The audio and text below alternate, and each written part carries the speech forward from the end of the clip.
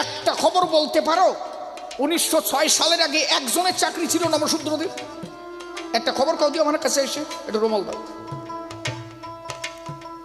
একটা খবর কাউ যে 1906 সালের আগে নমশূদ্র সমাজে কোন চাকরি ছিল? কেনা পারবা না। এট ফার্স্ট নমশূদ্র সমাজের এট ফার্স্ট যিনি চাকরি পেয়েছিলেন গুরুচাঁদ ঠাকুরের জ্যেষ্ঠ পুত্র শ্রী শশীভূষণ, সাব রেজিস্ট্রারি পদে। এর আগে নমগে কোনো চাকরি নাই। কথা বোঝা যাচ্ছে নাকি? আজকে এই নম যদি কয় যে হরিগুরু চাঁদে চিনি না, কদি এতে জ্বালা পৃথিবীতে আর কোনো জায়গা থাকে? আরে তুমি কৃষ্ণ ভজ, গৌর ভজ, কালী ভজ, দুর্গা ভজ, শিব ভজ, সব ভজ, দুঃখ নাই। কিন্তু তোমার যে হরিগুরু চাঁদ বাঁচালো, দিন অন্তে একবার হরিগুরু চাঁদের জয়ধ্বনি তোমার দেওয়া উচিত।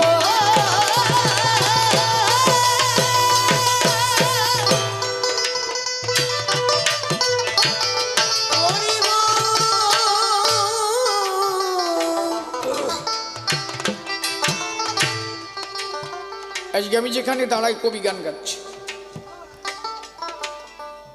আপনি যদি এখানে দাঁড়িয়ে থেকে এখানে এই অনুষ্ঠানটাই না করতে পারতেন, কি আপনার পেটে যদি অন্ন সংস্থান না হতো, আপনার যদি এক পয়সা কামাই না হতো, এই অনুষ্ঠান কেনা করত নাকি? আগে খাইয়ে বাঁচবা, তারপরে তো ধর্ম। তোমার খাইয়ে বাঁচালো কেনা? আরে আল্লাহদের ঠেলা যে কি কাও, তোমার খাইয়ে বাঁচালো কিনা? হরিচাঁদ ঠাকুর যখন লীলা সাঙ্গ করলেন, গুরুচাঁদ ঠাকুর তখন পূর্ববঙ্গে একটা বিরাট অভাব অনাটন দেখা দিয়েছিল। 19,000 টাকা, তখনকার দিনে 19,000 মানে এখন 19 লাখ টাকার সমান। তখনকার সময় এই নমশূদ্র সমাজে বিতরণ করেছিল গুরুচাঁদ ঠাকুর। অনুন্নত সম্প্রদায় দেখে সবাইকে দিয়েছিল, তোমরা খেয়ে বাঁচো, আগে ধর্ম টর্ম পরে। আমার বাবা কইছে, আমার বাবা আমারে আনছে কেন জানো? আমার বাবা শুধু এনেছিল আর যাওয়ার সময় বলে গেল, তোরাতে একটা মরা জাত হয়ে গেলাম, এদের একটু ভাষায় রাখিস, এই জন্য তোমাদের জন্য সব দান করে দিলাম।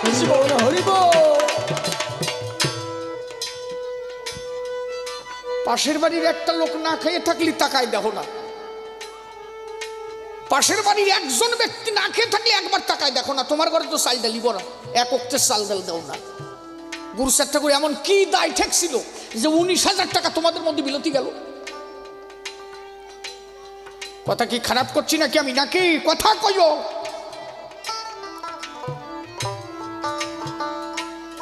এই জন্য এখনো ভাবা উচিত হরিগুরুচাঁদ কি। আজকে ঠাকুর যদি না আসতো, এখানে দাঁড়িয়ে অনুষ্ঠান করা সম্ভব হতো না। তাহলে কি জন্য এসেছিল? সাম্যবাদী ধর্ম দিতে। তাই আমার তারক গান লিখলেন, রঘুনাথ দাস রূপ সনাতন, এরাই রাই রসের মহাজন, কিসের শূদ্র কিসের ব্রাহ্মণ, করলে কৃষ্ণের সাধনা।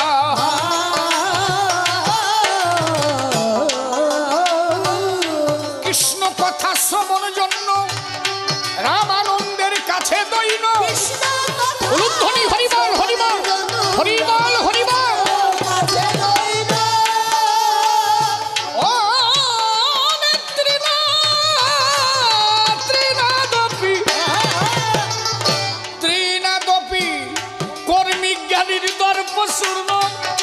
কর্মিক জ্ঞানীর দর্প শূর্ণ, তারা হলে হবে না।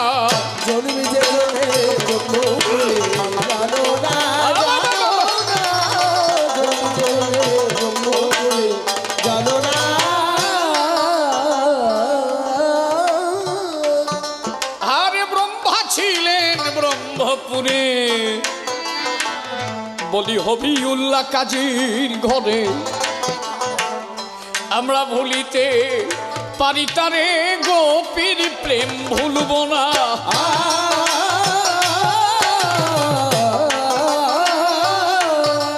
ও যে ব্রহ্মা ছিলেন ব্রহ্মা ছিলেন ব্রহ্মপুরে, অবিউল্লাহ কাজীর ঘরে, ভুলিতে পারি তারে, গোপীর প্রেম ভুলব না।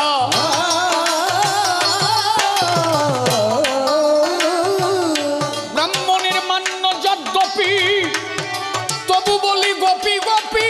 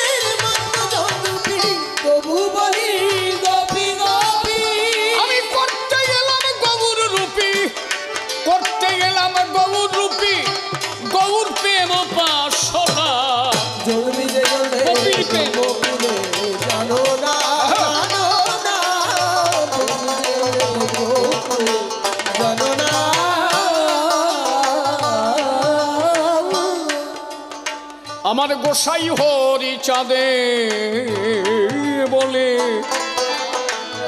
সেই গোকুলের কুল পাই যে কুলে, প্রেম দিব তার হৃদয় তুলে, তাও যাবে মনের বেদনা।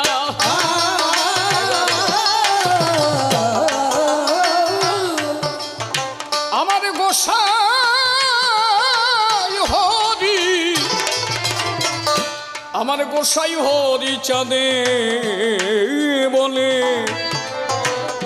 গোকুলের কুল পাই যে কুলে, আমি প্রেম দিব তার হৃদয় তুলে, যাবে মনের বেদনা।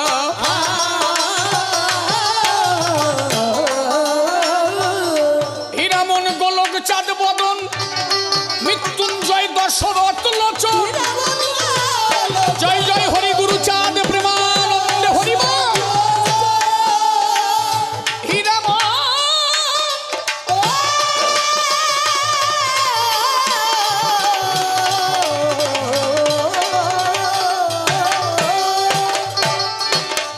হীরামন গোলক চাঁদ বদন, হীরামন গোলক চাঁদ, গোলক চাঁদ বদন, হীরামন গোলক চাঁদ বদন, মৃত্যুঞ্জয় দশরথ লোচন,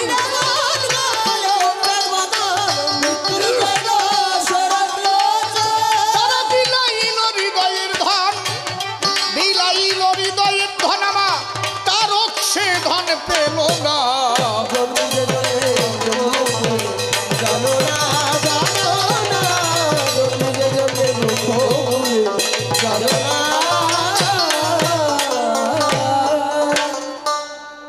সাধুগুরু বৈষ্ণব হেরিয়ার যত পুরুষ নারী আমার প্রণাম গ্রহণ করিবেন সবাই। কবিগান শুনবার তরে কাছে কিংবা আছেন দূরে, যে যেখানে যে স্তরে বসে আছে, প্রত্যেকের শ্রীপাদ পদ্মে ভক্তিপূর্ণ প্রণতি জানাই। আজ যে স্থানে কবিগান দাঁড়িয়ে বলি সভাস্থান, আমার নতুন অনুষ্ঠান, আগে পরে কবু আসি নাই। অন্তর দিয়ে দেখেন ভেবে অনেক কথা বলতে হবে, বিভিন্নভাবে প্রশ্নপত্র হয়েছে ধর্মসভার গায়ে। দাঁড়িয়ে বলি সভা তলে বসে শোনেন জ্ঞানী দলে, যেভাবে প্রশ্ন তোলে ধর্মসভাস্থান, এক এক করে জবাব দিতে বাসনা আছে চিতে, আপনারা সৌধি সতে বসে বসে করবে না কন্নন। গাইতে গেলে কবিগান জানেন যত জ্ঞানীজন, দুটি ভূমিকা করতে হয় গ্রহণ। কাল্পনিক ভূমিকা মতে আমি দাঁড়িয়েছি এ সভাতে, আমি হরিবর হয়ে দাঁড়িয়েছি ধর্মসভার সাধন। বিপক্ষের বক্তা যিনি শুনেছেন জ্ঞানী গুণী, বিধান চাষা হয়ে সভাতে দাঁড়ায়, সে এসে সভাবাসে কথা বলেছে রসাভাসে, আপনারা বসে বসে শুনেছেন সবাই। কি দিতে এলো হরিচান বসে শোনেন জ্ঞানীজন, জগৎ জীবের কি করলো কল্যাণ, বলো দেখি সভা তলে এমন কি দিয়েছিলে, একটু ব্যাখ্যা করে ধরে তুলে দাও তার সমাধান। তাই কইছে তো নাকি? তাহলে হরিচাঁদ ঠাকুর কেন এলো তার জবাব কিন্তু প্রায় হয়েই গেল। মানুষের মধ্যে এই যে বাধাবাধি সব কিছু করতে, শুধু করতে কান্দা কান্দি, প্রেমের দেশে গিয়ে যে মানুষ ভাবের মূর্ছনায় থাকে না, যাতে জাতাজাতি ভুলিয়া সব একমাত্র হয়ে সব সম্প্রীতি একত্র মিলে মিশে যেন সবাই হরিগুণ গায়। ঠাকুর দেখলো তাই এই অনুন্নত সম্প্রদায়, যাদের 4 যুগ ধরে মানুষ বঞ্চিত রেখেছে ধরায়, মন্দিরে ঢুকতে গেলে বাধা দিত, একথা বলা সত্য। যারা পূজার মূর্তিতে স্পর্শ করলে ভগবান নাকি সেখানে থাকতো না, এরা বারে বারে তাই বলতো। ঠাকুর করলো বর্ণনা, এইভাবে চলতে পারে না, অন্তরে করি ধারণা। রামকান্ত বৈরাগীর চোখের জল দাঁড়িয়ে বলি, সবা তালসি হরি আমার সইতে পারলেন না। রামকান্ত নদীর জলে বসে শোনেন জ্ঞানী দলে, যখন সে নেমেছিল বারে বারে করে অত্যাচার। গোবিন্দ পূজার প্রসাদ দিতে যখন গেল মন্দিরেতে, ভোগ নৈবেদ্য দান করলেন, শোনেন নারী নর। একটা থালা হাতে দাঁড়িয়ে বলি সভাতে, ভোগ নৈবেদ্য রামকান্ত দান করলো গোবিন্দের পায়। কি বলবো সবার ঠাই, এ কথা তো মিথ্যা নয়। ওই যে ব্রাহ্মণ যারা ডাক দিয়ে বললেন তারা, রামকান্ত এই মন্দিরে প্রসাদ দেওয়ার অধিকার তোমার নাই। রামকান্ত করলো বর্ণনা, আমার দোষ কি, আমি তো বুঝি না। ওরা বলে তাই তোমার প্রথম দোষ, মনে করো না আফসোস, চাড়ালের ঘরে জন্ম নিয়ে এত অধিকার পাও কোন জায়গায়। রামকান্ত করে বর্ণনা, এই ঘরে জন্ম নিয়েই শুধু পাপ, এটা কবু হতে পারে না, ঈশ্বরের কাছে তো কোনো জাতাজাতি থাকে না। ব্রাহ্মণরা বলে তাই এত কথা বলো কোন জায়গায়, জোর পাও কোথায়? আমি বলি সবাতলে এই চণ্ডালে ঘরে জন্ম নিলে তাদের কোনোভাবে ঈশ্বর প্রাপ্তি সম্ভব না। বসে শোনেন নারী নরে, কতবার মেরেছিলে রামকান্তরে। তখন রামকান্ত বলেছিল বারে বারে, প্রভু তুমি কি দেখো না? গীতার সেই অমোঘ বাণী বসে শোনেন জ্ঞানী গুণী যা বলেছিলেন, কৃষ্ণ চিন্তাবলী মিথ্যা কথা নয়। যদা যদা হি ধর্মস্য গ্লানি ভবতি ভারত অভ্যুত্থানাং ধর্মস্য তদাত্মানাং সৃজাম্যহম পরিত্রাণায় সাধুনাং বিনাশায় চ দুষ্কৃতম ধর্ম সংস্থাপনার্থে সম্ভাবামি যুগে যুগে। রামকান্ত বলে তাই প্রভু তোমার সেই অমোঘ বাণী জানি, তাই তুমি ধর্ম সংস্থাপন করতে আসো যদি এ জগতে।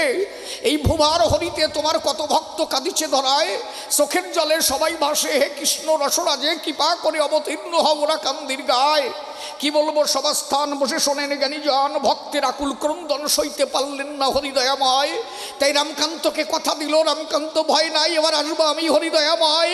বসে শোনেন নারী নরে, কলিজীব উদ্ধার করতে ওরা কান্দি নগরে, এবার অবতীর্ণ হলো আমার হরি ক্ষীরোৎসাই।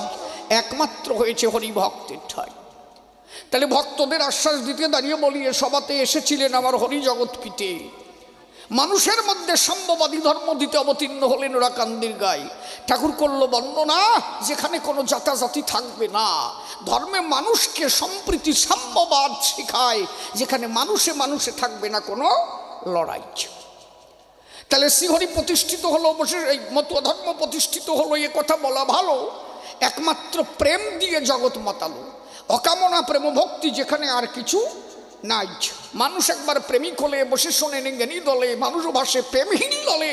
একবার প্রেমের দেশে মানুষ যুক্ত হলে সেখানে আর কোনো সুচ অসুচ নাই। আমার কথা বোঝা যাচ্ছে?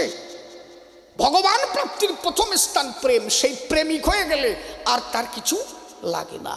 এই জন্য মীরাবাই তার ভজন মার্গে বলেছিল তাই, নিন্না হানেছে হরি মেলে তো জলজন্তু হই, ফলমূল খানেছে হরি মেলে তো বাদুর বানরই, তৃণভগ্নেছে হরি মেলে তো বহুত মেলে অজা, স্ত্রী ছন্নেছে হরি মেলে তো বহুত মেলে খোঁজা, পাথর পুজনেছে হরি মেলে তো मैं পুজি পাহাড়, তুলসী পুজনেছে হরি মেলে তো मैं পুজি তুলসী ঝাড়, দুধ পিনেছে হরি মেলে তো मैं दूध पीनेছে হরি মেলে তো বহুত মেলে বৎসবালা, মীরা কহে বিনা প্রেম সে নাহি মেলে নন্দ লালা। এই জন্য আমার অশ্বিনী গোসাই লিখেছিল তাই, প্রেম শূন্য জীর্ণ দেহে কৃপা প্রয়োজন, যার নাই ভক্তি সদন ভক্তিরতন প্রেমার সাধন, কালে কালের মুখে হয় পতন, প্রেম শূন্য জীর্ণ দেহে কিবা প্রয়োজন। তাহলে দাঁড়িয়ে বলি সবার ঠাই প্রেম না হলে স্বাদ দেখা নাই। সেই অকামনা ভক্তি দিতে হরি এলে নবনীতে, মানুষ সেই প্রেমে মেতে সব একাকার হয়ে যায়। অন্তরে করি ধারণা, বসে শোনেন সুধীজনা, তারপরে করেছে বর্ণনা। শুধু কি তাই? আমরা মনে মনে ভাবি তাই, এ কথা আমাদের একটু বুঝবার বিষয়। দেখেন সত্য তেতা দাপর গেল, শ্রীহরি কলিতে অবতীর্ণ হলো। কোন যুগে কি ছিল এটা ভাববার বিষয়। সত্য যুগে মানুষের ছিল সত্যের আশ্রয়, কথা তো মিথ্যা নয়। মানুষের আয়ু ছিল 1,00,000 বছর, এখন তো তা নাই। আছে কি মানুষ 1,00,000 বছর বাঁচে নাকি? 60 বছর বয়সে শীত হয়ে পরে আবার 1,00,000 দেশে পানি কাউকে আমার দাঁড়ে। তাহলে তখন ছিল 1,00,000 বছর মানুষের আয়ু। ভেবে দেখেন, নারী নরে দাঁড়িয়ে বলি সবাধারে, সেই 1,00,000 বছর আয়ুতে ঠাকুর দেখলো তাই স্বয়ং নারায়ণ তখন দিল সাধন ভজন। তখনকার সাধন ভজন কি? নারায়ণ বলছে তাই সাধন ভজন হচ্ছে সত্য যুগে ধ্যান তপস্যা। মানুষ ধ্যানের দ্বারা ঈশ্বর প্রাপ্তি হয়। তেতা যুগ যখন এলো, বসে শোনেনি জ্ঞানী দল যাগযজ্ঞ দিয়েছিল। মানুষের আয়ু তেতা যুগে ছিল কত? 10,000 বছর। সেই তেতা যুগ চলে গেল, যখন দাপর যুগ ছুটে এলো, বসে শোনেনি জ্ঞানী দল যাপরে মানুষের আয়ু হলো 5,000 বছর, কেউ বলে 1,000 বছর। তখন পূজা অর্চনার দ্বারা ঈশ্বর প্রাপ্তি হতো। তাহলে যদি 1,000 বছর হয়, মানুষ পূজার্চনার দ্বারা ঈশ্বর প্রাপ্তি হয়। কলিতে সে হয়ে গেল তাই, আর কোনো পূজার্চনা নাই। ভগবান বলছে তাই একমাত্র হরিনাম ছাড়া কলিজীবের কোনো গতি নাই। হরের নাম হরের নাম হরের নামইব কেবলম কলৌ গতি নাস্তেব্য নাস্তেব্য নাস্তেব্য গতিরন্যথা। হরিনাম ছাড়া কলিজীবের কোনো গতি নাই, এটা মহাপ্রভু বলে গেছে। তাই এই জন্য মতুয়া যারা একমাত্র হরিনামে মাতোয়ারা। আমার অশ্বিনী গোসাই বারে বারে গানের মধ্যে লিখেছে তাই, আনন্দে লৌরে মধুর হরিনাম, নামে দান করিবে প্রেমানন্দ, এ দেহ হবে নিষ্কাম, আনন্দে লৌরে মধুর হরিনাম। একমাত্র নামেই পেতে পারো তারে, বসে শোনেন নারী নরে, নামে দেহ নিষ্কাম করে। আর দেহ নিষ্কাম হলে তখন মানুষ যেতে পারে প্রেমের ঘরে। অন্তর দিয়ে দেখো ভেবে, এই জন্য নাম করতে হবে। সেই পরিপূর্ণ ধর্ম দিতে আমি বলি হরি এসে অবনীতে, ভুলে সব জাতাজাতি মিশাইয়ে সব এক দলেতে, একমাত্র হরি নামে জীব উদ্ধার করে যায়। তারপরে ডেকে বলে, বসে শোনেন জ্ঞানী দলে, তার পুত্র গুরুচাঁদ ঠাকুর কি করলো নাকি? গুরুচাঁদকে কেন পতিত পবন কয়? পতিতকে যে নাহি তরে, বসে শোনেন নারী নরে, সে পতিত পবন হয় কি করি? অনুন্নত সম্প্রদায় দাঁড়িয়ে বলি সবার ঠাই, যাদের শিক্ষার সুযোগ ছিল না কোথায়, যারা স্কুলে গেলে ধাক্কা দিয়ে বের করা হতো, এ কথা বলা সত্য, তাদের উদ্ধার করতে স্বয়ং ভোলানাথ আমার জগতে এসেছিল। শ্রীহরি দেখলো তাই একমাত্র শিব ছাড়া এ জীবের কোনো গতি নাই। কারণ এটা তো এক জন্মের নয়, সত্য যুগের কাহিনী। বসে শোনেন জ্ঞানী গুণী, তাহা একটু সবাই টানি। হর আর পার্বতী দুইজনই তারা মিলন মঞ্চে যায়। যখন দুইজন মিলন হলো, বসে শোনেন জ্ঞানী দল, দেবতারা তাই দেখলো। দেবতারা মিলন দেখে অট্টহাসি দেয়। যেই অট্টহাসি দিল, বসে শোনেন জ্ঞানী দল, শিব খেপে গেল। শিব বলে তাই আমরা দুজনে মিলনে গেছি, তোদের আবার হাসার বিষয়টা কি বুঝি না। তাই শিব করে বর্ণনা, অন্তরে করি ধারণা, এ কথা তো মিথ্যা না। হর পার্বতী দুইজন হয়েছে মিলন। ক্রোধান্বিত হয়ে শিব তখন অভিশাপ করলো, দান আমাদের মিলন দেখে হাসি দিলি, অভিশাপ করি তোদের দেবতা কুলে আর জন্মাবে না কোনো সন্তান। এই যখন অভিশাপ হয়ে গেল, পার্বতী ডেকে বলে শিবের ঠাই আমার একটা সন্তান চাই। শিব ডেকে বলে তাই আমি তো সেদিন অভিশাপ দিয়েছিলাম, তোমার তো মনে নাই? আমরা দুজন মিলনের ফলে আমি বলি তোমার স্থলে ওরা যখন হাসি দিলে, আমি তখন অভিশাপ করেছিলাম, দান দেবতা কুলে আর জন্মাবে না কোনো সন্তান। কিন্তু তুমিও যে দেবতার মধ্যে পড়ে যাবো ছাতা আমার মনে ছিল না, অতএব তোমারও সন্তান হবে না।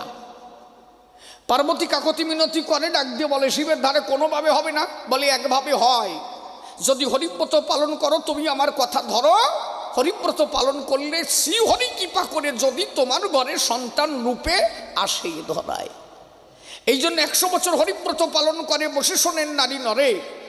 আসিয়া দেখে পার্বতী ঘরে ঘরে শয়ন করে আছে ছোট্ট শিশু। মনে ভাবলো তাই স্বয়ং হরি কৃপা করে সন্তান হয়ে এসেছে ঘরে।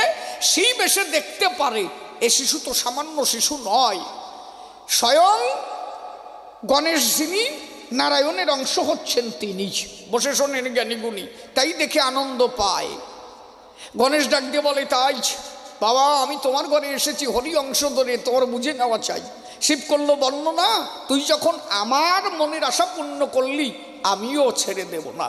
মনে আছে ভাবো, হে নারায়ণ তুমি যখন আমার সন্তান হলে, একদিন আমিও তোমার সন্তান হয়ে জগৎ মাঝে যাব। এই যে কথা দেওয়া ছিল, বসে শোনেন জ্ঞানী দল, এইবার সেই কথা পূর্ণ করতে শ্রীহরি পুত্র হয়ে স্বয়ং ভোলানাথ গুরুচাঁদ রূপে জগৎ মাঝে এলো। দাঁড়িয়ে বলি সভাস্থান বসে শোনেন জ্ঞানীজন, মানুষের শিক্ষা দীক্ষায় সমস্ত কিছুতে একমাত্র অবদান এই অনুন্নত সম্প্রদায়ের সমস্ত কিছু করেছিলেন আমার গুরুচাঁদ। দাঁড়িয়ে বলি সভাতলে বসে শোনেন জ্ঞানী দলে, ৪,৫০০-এর উপরে স্কুল করেছিল গুরুচাঁদ ঠাকুর। যে আশ্চর্য বিষয়, ওয়ার্ল্ডের ভিতরে বসে শোনেন নারী নরে এমন কোনো মনীষী নাই যে এত স্কুল করেছিল শুধু মানুষের শিক্ষার জন্য রে ভাই। ঠাকুর করেছে বর্ণনা, শিক্ষা ছাড়া জাতি কোনোভাবে জাগ্রত হতে পারে না। এই জন্য গুরুচাঁদ ঠাকুর বারে বারে করেছিলেন ঘোষণা, খাও বা না খাও করো ভিক্ষা, ছেলে মেয়ে দাও শিক্ষা। শিক্ষাই আনে চেতনা, চেতনা না আসলে বিপ্লব হয় না। দাঁড়িয়ে বলি সবার ঠাই আজ থেকে ১০০ বছর আগে যদি আমরা দেখতে পাই এই অনুন্নত সম্প্রদায়ের কয়জন শিক্ষিত ছিল বলো দেখি আমায়। এখন প্রত্যেকটা ঘরে ঘরে বসে শোনেন নারী নরে, যে কোনো ঘরে গেলে অন্তত বিএ পাস দেখা যায়। তখন ঘর খুঁজে মানে কি, ১ গ্রাম খুঁজলে একটা বিএ পাস পাওয়া যেত না। এই জন্য গুরুচাঁদ ঠাকুর যিনি করুণা করে এসে তিনি কলিজীব উদ্ধার করতে এসে একমাত্র শিক্ষা দিয়ে জীব উদ্ধার করে গেল। অন্তর দিয়ে দেখো ভেবে, আমার তো আবার সবাই আসতে হবে, ছোট্ট করে গানে গানে জবাব দেওয়া ভালো। তাহলে বাড়ি দাও, ছোট্ট একটা গান গাই, গানে গানে জবাব দিই। এখনো আরো ৩ আসর হবে, চুপ করে থাকতে হবে, বেশি বড় করলে তবে না। দাও।